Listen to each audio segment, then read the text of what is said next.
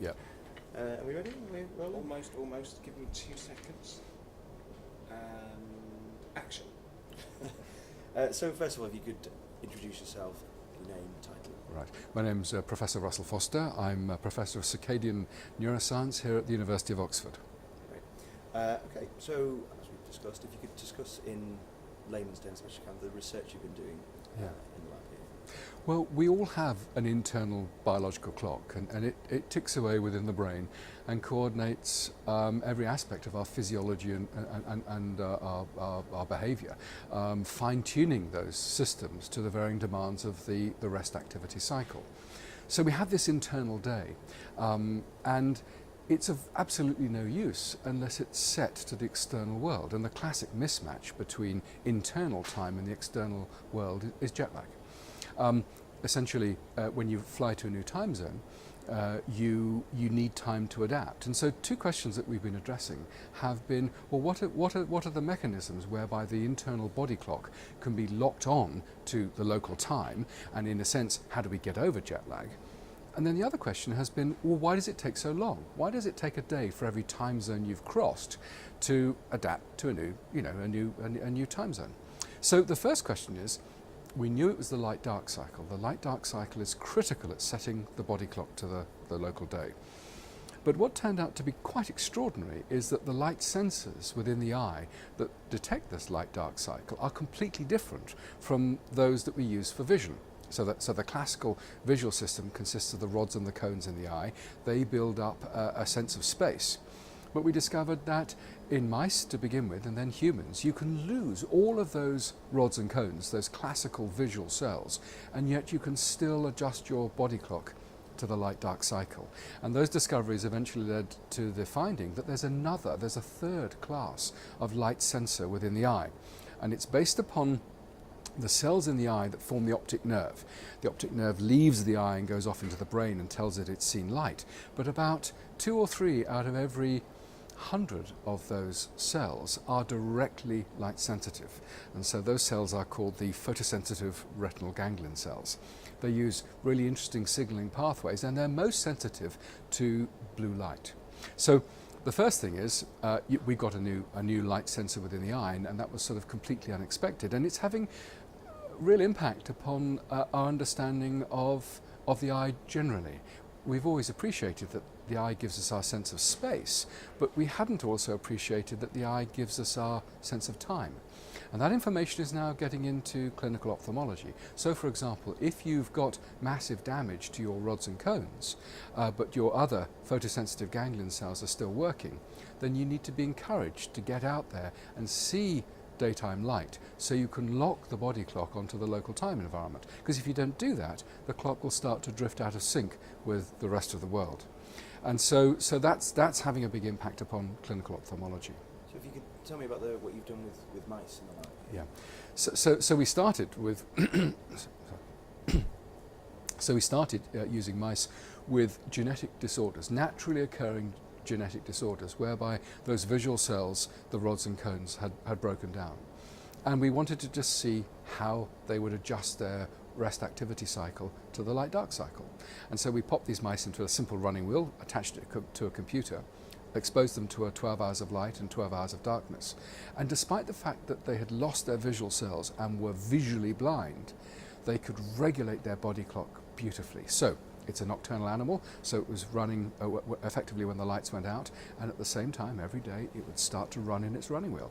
Now, if we plunged the animal into complete darkness, then what would happen is that the body clock would drift through time, and a mouse's body clock is slightly shorter than 24 hours, so it would get into that running wheel a little bit earlier and earlier and earlier in each day. It would free run.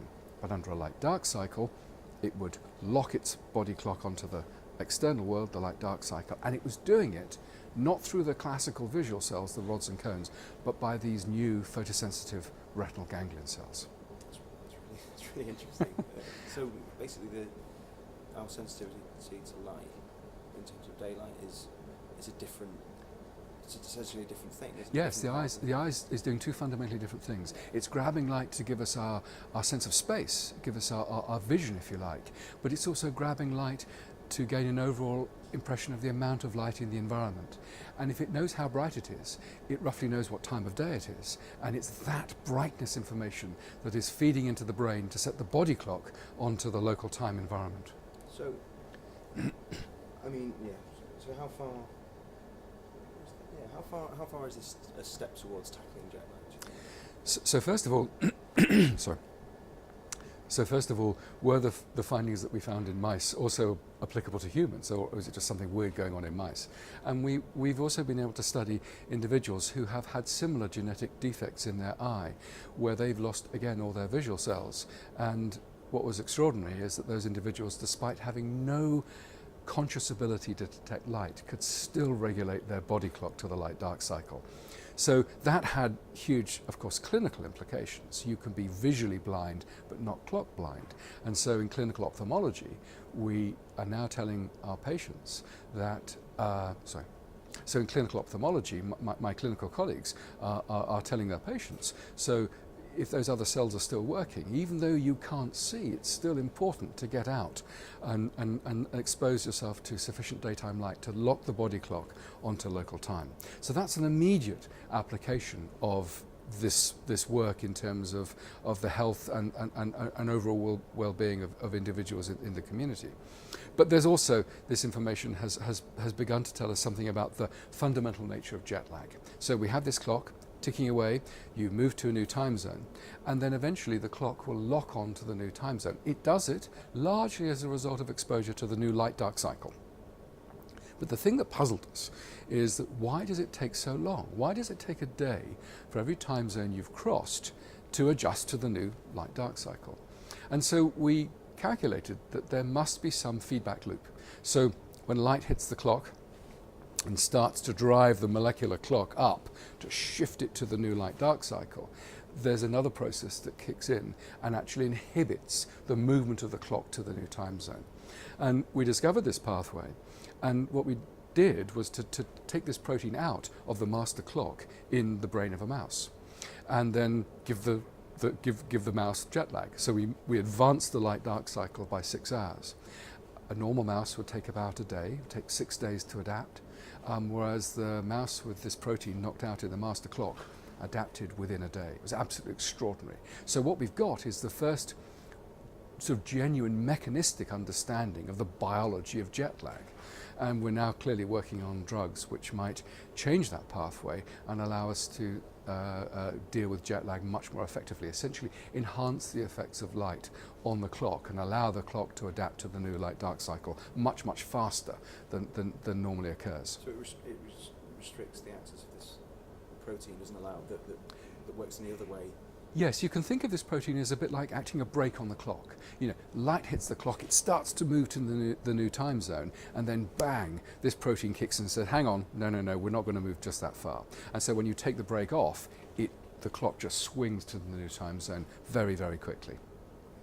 And so, I mean, a lot of the world uses melatonin. That's Yeah. So we want to talk to you about melatonin because Yeah. it's largely, I mean, it's quite widely used, but only available on prescription In the UK. In the UK and in a lot of Europe as well, Yes. I think, but freely available over the counter in the US. Yeah, that's right. So lots of people think about using melatonin. First of all, what do we know about the biology of melatonin? And we know that essentially melatonin is the biological marker of the dark. It is only released at night, and indeed if you turn the lights on in the middle of the night, you actually suppress levels of melatonin. Seasonally breeding animals use the expanding and contracting melatonin profile to time their reproductive cycles. We don't seem to use that signal to regulate. We don't really have a very robust seasonal reproduction. So there are other things that melatonin is doing, and one of the things is that it seems to feed back upon the master clock in the brain, sort of reinforcing the light signal. So if you take melatonin, about 3 milligrams, for example, at the local bedtime, then you can speed up the rate at which you can lock on to the new light-dark cycle. It's essentially reinforcing the light signal coming in from the eye. Actually, the master clock then regulates the pineal gland. The pineal then produces melatonin at night, and the melatonin then feeds back onto the master clock. It's not hugely effective. It sort of will speed things up a bit. And many people have called melatonin a sleep hormone. It isn't. It's a marker of the dark. So in a mouse, for example, which is active during the dark, its melatonin levels are up and they're high, and of course it's not putting the mouse to sleep. There's one other property that melatonin is also probably doing, and it's not fully understood, is that in about 70% of people it has a slight sleep inductive effect.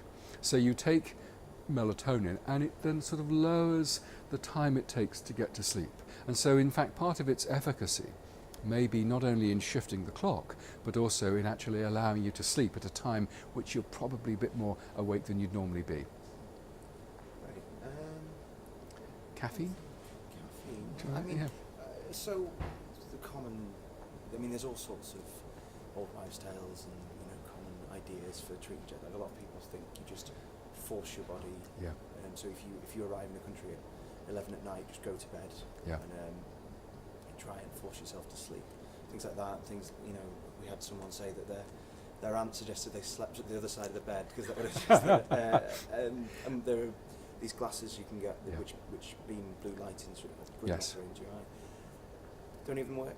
Well, so what we know is that if you're travelling east, then you need to. Sorry, let's do that again. If we're travelling west, let's say from London to New York or Los Angeles, then the trick there is to try and seek out light wherever you can.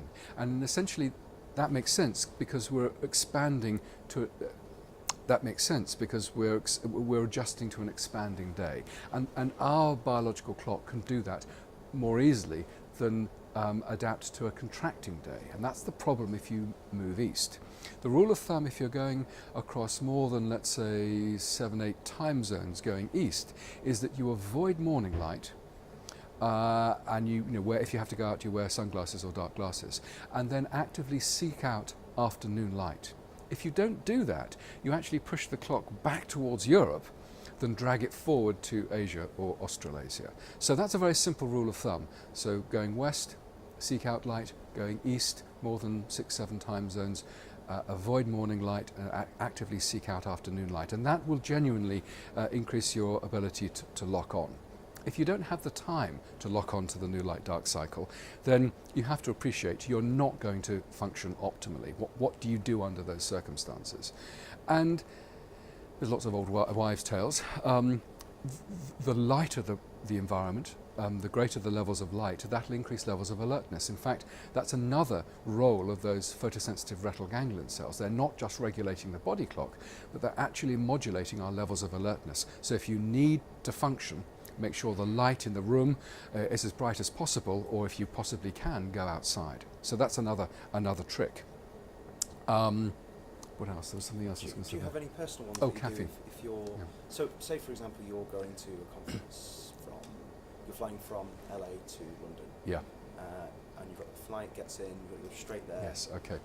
So if I have to fly east, then what I try and do, and I sort of go to Australia a reasonable amount, is that I try and arrive at night time in Australia, because then of course I won't hit light. Because what tends to happen is that you take a night flight from the UK and you arrive in Australia in the morning, and then of course you're exposed to that morning light, which is actually going to shift your clock back to Europe. So the ideal thing is if you can arrive during the dark if you're in your destination when going east. So that's what I try and tend to do. That's really the only rule of thumb.